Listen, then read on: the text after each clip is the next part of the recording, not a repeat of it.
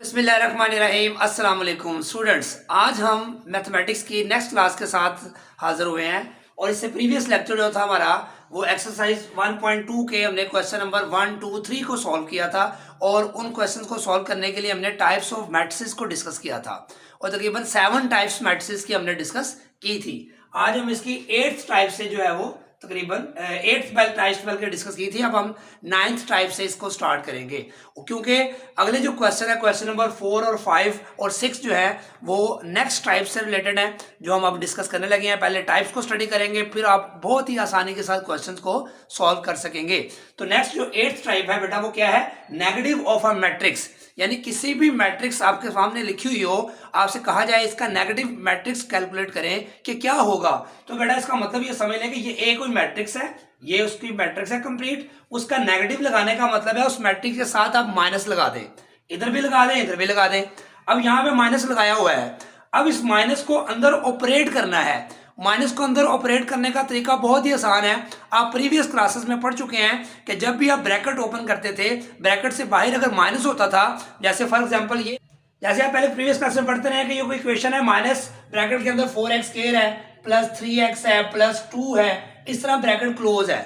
तो मैं आपसे कहूं ये ब्रैकेट ओपन करें तो ये माइनस को जब आप ब्रैकेट ओपन करेंगे तो ये प्लस वाली वैल्यू माइनस हो जाएगी और ये प्लस वाली वैल्यू भी माइनस हो जाएगी और ये प्लस वाली वैल्यू भी माइनस हो जाएगी। क्या मतलब? जब भी आप ब्रैकेट ओपन करते थे तो अगर बाहर माइनस होता था तो अंदर सारे साइन चेंज हो जाते थे, यहाँ सारे पॉजिटिव हैं तो माइनस हो जाएंगे, अगर अंदर कोई माइनस होता तो वो प्लस हो जाता। सेम वैसे ही आपने यहाँ पे करना है, ये माइनस हमने मैट्रिक्स के अंदर जब ऑपरेट करना है या अप्लाई करना है तो कैसे करना है, देखिए ये 2 है इसके साथ देखिए माइनस लगा दिया, ये 3 पॉजिटिव था इसके साथ माइनस लगा दिया, ये 4 पॉजिटिव था उसके साथ माइनस लगा दिया और ये -1 था तो ये माइनस माइनस प्लस हो जाएगा। जैसे ब्रैकेट ओपन करते थे अगर यहाँ +2 की जगह -2 होता तो माइनस माइनस प्लस हो जाना था।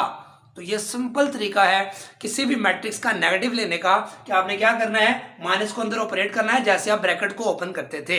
तो कोई मुश्किल बात नहीं। फर्ज करें ये कोई मैट्रिक्स लिखी हुई है, मैं इसका कहता हूं आपसे नेगेटिव मैट्रिक्स कैलकुलेट करें, तो आपने यहाँ -2 -1 -3 और 0 के साथ माइनस लगाने की जरूरत नहीं है। कोई भी मैट्रिक्स है, फर्ज करें ये कोई मैट्रिक्स है, ये 0 है, इसका -2 है तो क्या हो जाएगा +2 +3 हो जाएगा, ये -2 0 +1 -3 -1 0।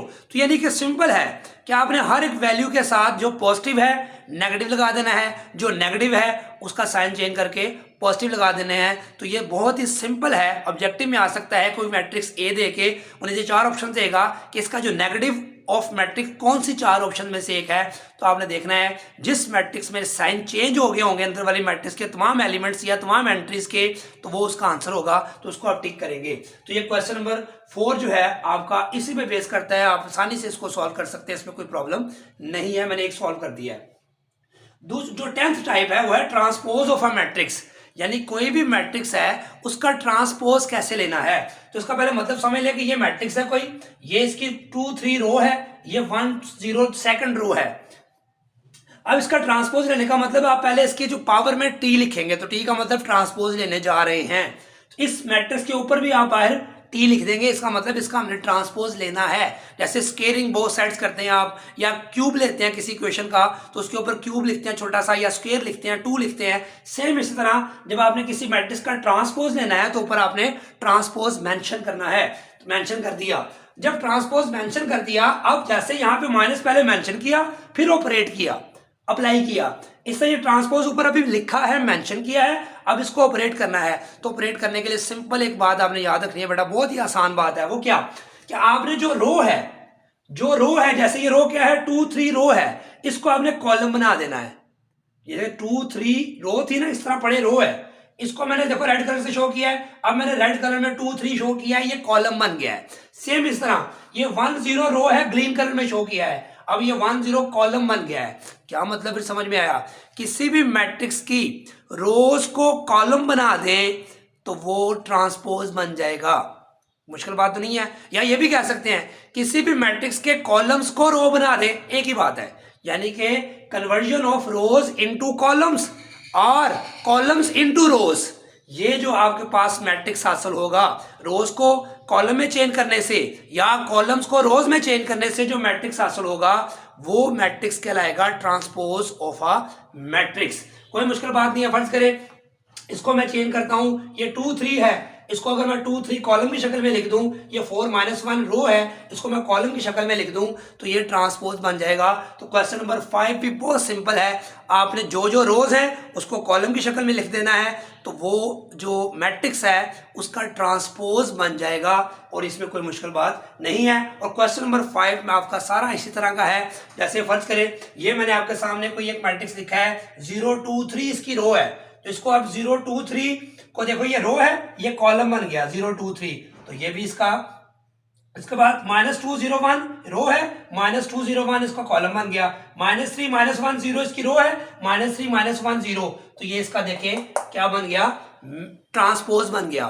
तो ट्रांसपोज लेना कोई मुश्किल बात नहीं है। किसी भी मैट्रिक्स के कोई रोज को कॉलम में चेंज कर दो और कॉलम्स को रो में चेंज कर दो या तो ये ट्रांसपोज बन जाएगा, इसमें कोई मुश्किल बात नहीं है। तो क्वेश्चन नंबर 5 आप के सारे पार्ट्स आसानी से कर सकते हैं। ये भी ऑब्जेक्टिव में पूछा जा सकता है या इसकी डेफिनेशन पूछी जा सकती है, ट्रांसपोज ऑफ मैट्रिक्स क्या होता है, फिर आप एग्जांपल्स के साथ इसको एक्सप्लेन करेंगे। उसके बाद एक क्वेश्चन है बड़ा इंपॉर्टेंट, सिमेट्रिक मैट्रिक्स क्या होती है, ये भी शॉर्ट क्वेश्चन में आता है। सिमेट्रिक मैट्रिक्स क्या होती है, कहते हैं अगर इफ कोई कोई मैट्रिक्स है, जैसे ये कोई ए मैट्रिक्स है, इसका ट्रांसपोज लिया जाए, ए का ट्रांसपोज लिया जाए तो ए दोबारा आ जाए, यानी कि ट्रांसपोज लेने से कोई फर्क ना पड़े, यानी किसी मैट्रिक्स की रोज को आप कॉलम में चेंज करें तो वो ए ही रहे, उसमें कोई तब्दीली ना आए ट्रांसपोज लेने के बावजूद, ऐसे मैट्रिक्स को हम कहेंगे सिमेट्रिक मैट्रिक्स। फॉर एग्जांपल देखिए ये ए मैट्रिक्स है, इसकी रो 1 2 है और कॉलम 2 -1 है, इसका ट्रांसपोज लेते हैं। ये ए टी लिखा तो मैंने अब डायरेक्ट ट्रांसपोज ले लिया है, पहले यहां मैंने बताया था टी ऊपर लिखेंगे, मैंने डायरेक्ट ट्रांसपोज ले लिया। क्या किया मैंने, 1 2 रो है, इसको 1 2 कॉलम लिख दिया, 2 -1 रो है, इसको 2 -1 कॉलम लिख दिया।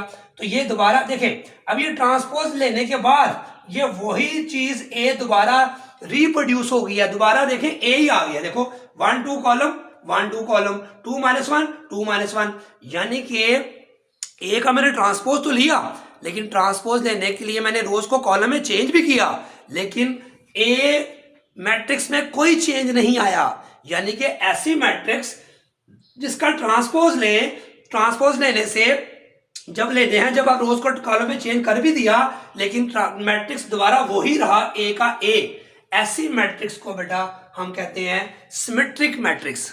बात समझ आ गई है? यानी कि किसी मैट्रिक्स का आप ट्रांसपोज लें, ट्रांसपोज लेने का मतलब रोज को कॉलम में चेंज करें या कॉलम को रो में चेंज करें, उसके बाद वो मैट्रिक्स पे कोई फर्क ना पड़े, कोई वैल्यू चेंज ना हो, जो जो पोजीशन है, जो जो एंट्रीज जिस पोजीशन पे हैं वो सेम रहे, यानी मैट्रिक्स दोबारा रिप्रोड्यूस हो जाए, वही मैट्रिक्स दोबारा आ जाए, ऐसी मैट्रिक्स को हम कहते हैं सिमेट्रिक मैट्रिक्स। तो ये देखिए ए ट्रांसपोज लेने से आंसर दोबारा ए आ जाए तो इसका मतलब मैट्रिक्स क्या कहलाएगी, सिमेट्रिक मैट्रिक्स कहलाएगी। अगर शॉर्ट क्वेश्चन आएगा तो आप ये एग्जांपल देके इसको जस्टिफाई करेंगे या वेरीफाई करेंगे। उसके बाद है स्क्यू सिमेट्रिक मैट्रिक्स, ये भी इसी से ड्राइव किया गया है, सेम वही बात कि आप किसी मैट्रिक्स ए का ट्रांसपोज ले तो आंसर दोबारा ए तो आ जाए लेकिन ए के साथ नेगेटिव भी आ जाए, तो ऐसी मैट्रिक्स को हम क्या कहते हैं, स्क्यू सिमेट्रिक मैट्रिक्स। कैसे, देखो जरा, ये मैट्रिक्स है कोई, इसमें 0 2 3 एक रो है, इसको हमने ए ट्रांसपोज जब लिया, ए ट्रांसपोज लिया तो 0 2 3 देखें, 0 2 3 इधर आ गया, -2 0 1 -2 0 1 इधर आ गया, -3 -1 रो थी, कॉलम बन के -3 1 0 आ गया। तो ये मैंने ट्रांसपोज लिया, देखें तो ये ए दोबारा नहीं आया, एग्जैक्टली ए नहीं आया। कैसे, वैल्यूज वही है, देखो 0 2 3 0 2 3, लेकिन यहाँ -7 आ रहा है, इधर भी माइनस आ रहा है, तो माइनस ना होता यहाँ पर तो ये दोबारा ए हो सकता था। तो हमने क्या किया, हमने किया इस मैट्रिक्स में से माइनस कॉमन निकाल लिया। देखिए माइनस, जैसे मैंने बताया था नेगेटिव मैट्रिक्स क्या होता है कि नेगेटिव अंदर ऑपरेट करे तो साइन चेंज हो जाते हैं, इसी तरह जब किसी मैट्रिक्स में से माइनस बाहर कॉमन निकालेंगे तब भी अंदर साइन चेंज हो जाएंगे, उसका ऑपोजिट समझ ले। देखिए अब मैंने इसमें से माइनस कॉमन निकाला, ये माइनस बाहर लिख लिया है, अब जो माइनस बाहर लिख लूंगा तो 0 वैसे ही आ गया, 2 के साथ माइनस था तो साइन चेंज करके +2 हो गया, -3 था साइन चेंज करके +3 हो गया, ये 2 था इसका साइन चेंज हो गया -2 हो गया, 0 0 ही रहा, ये -1 था साइन चेंज करके क्या हो गया +1, क्योंकि माइनस कॉमन निकाल लिया हमने जो इसके साथ था। ये 3 पॉजिटिव है, साइन इसका क्या हो जाएगा -3, ये 1 था इसका साइन चेंज हो गए माइनस, और ये 0 ही रहेगा।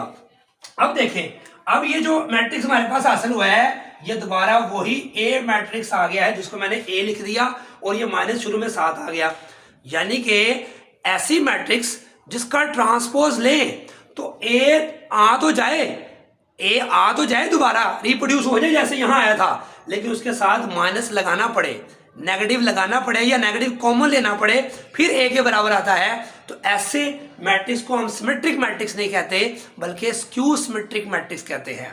तो थोड़ा सा फर्क है सिमेट्रिक और स्क्यू सिमेट्रिक में कि अगर ट्रांसपोज लेने से ए दोबारा आ जाए तो सिमेट्रिक मैट्रिक्स, ए दोबारा आए तो जरूर लेकिन माइनस कॉमन लेने से आए तो ऐसे मैट्रिक्स को हम कहते हैं कि ए ट्रांसपोज ए के बराबर तो है लेकिन नेगेटिव ए के बराबर है, तो इसको हम कहते हैं स्क्यू सिमेट्रिक मैट्रिक्स। तो बेटा मोस्ट इंपॉर्टेंट ये शॉर्ट क्वेश्चन है, दोनों सिमेट्रिक मैट्रिक्स और स्क्यू सिमेट्रिक मैट्रिक्स एक एग्जांपल के साथ इसको आप वेरीफाई करेंगे। तो अब हम डिस्कस करेंगे क्वेश्चन नंबर 5 हो गया, अब क्वेश्चन नंबर जो है वो 6 डिस्कस करेंगे। अब क्वेश्चन नंबर 6 डिस्कस करेंगे, इसमें दो मैट्रिक्स दी हुई हैं ए और बी। अब इन मैट्रिक्स में वो कहता है कि ए का ट्रांसपोज का होल ट्रांसपोज अगर लें दोबारा से तो वो दोबारा ए मैट्रिक्स दोबारा रिप्रोड्यूस हो जाएगी, लेकिन यहाँ उसने कहा कि ए का ट्रांसपोज पहले लें आप, फिर उसका दोबारा से फिर ट्रांसपोज लें तो दोबारा ए रिप्रोड्यूस होता है, ये बात साबित करनी है हमने। तो देखिए हमारे पास ये ए ट्रांसपोज हम लेते हैं, पहले ए मैंने ये मैट्रिक्स लिख दी यहाँ पे, उसके ऊपर ट्रांसपोज का साइन लगा दिया। अब इसको ऑपरेट करेंगे तो क्या बताया था ट्रांसपोज कैसे लेते हैं कि रोज को हमने कॉलम में चेंज कर देना है या कॉलम्स को रो में चेंज कर देना है। तो हम देखिए 1 2 रो थी, इसको हमने कॉलम बना दिया, 0 1 रो थी, इसको हमने कॉलम बना दिया, तो ये इसका हमने ट्रांसपोज ले लिया। अब ये जो आंसर आया है इसका दोबारा से एक दफा हमने फिर ट्रांसपोज लेना है, इसका हमने फिर ट्रांसपोज लेना है दोबारा से। तो दोबारा जब ट्रांसपोज लेंगे तो फिर वही चीजें हमने ऑपरेट करनी है। देखें कि हमारे पास ये ए ट्रांसपोज का ट्रांसपोज एक दफा दोबारा हमने फिर से लेना है, तो देखें क्या करना है, ये 1 0 क्या थी, रो, तो इसको जब ट्रांसपोज ऑपरेट करेंगे तो 1 0 कॉलम बन जाएगा, ये 2 1 रो थी तो ये 2 1 क्या बन जाएगा, कॉलम। अब आप देखें दोबारा से ट्रांसपोज लेने से ये 1 0 1 0 2 1 2 1 दोबारा ए मैट्रिक्स रिप्रोड्यूस हो गई है। यही बात हमने ये साबित करनी थी कि जब ए ट्रांसपोज का होल ट्रांसपोज दोबारा लिया जाए तो दोबारा ए आता है कि नहीं आता। हमने ये बात साबित कर दी कि ए ट्रांसपोज का होल ट्रांसपोज लिया जाए तो ए रिप्रोड्यूस हो गया है। तो ये बहुत सिंपल 3 स्टेप्स है, ये शॉर्ट क्वेश्चन में पेपर में आपका आएगा तो आप आसानी से इसको सॉल्व कर सकते हैं। इसी तरह ये बी का ट्रांसपोज का होल ट्रांसपोज ले तो बी के बराबर आएगा, बेटा आपने खुद प्रैक्टिस करनी है तो इंशाल्लाह आपको कोई प्रॉब्लम नहीं होगी। दुआ में याद रखिएगा। अल्लाह हाफिज।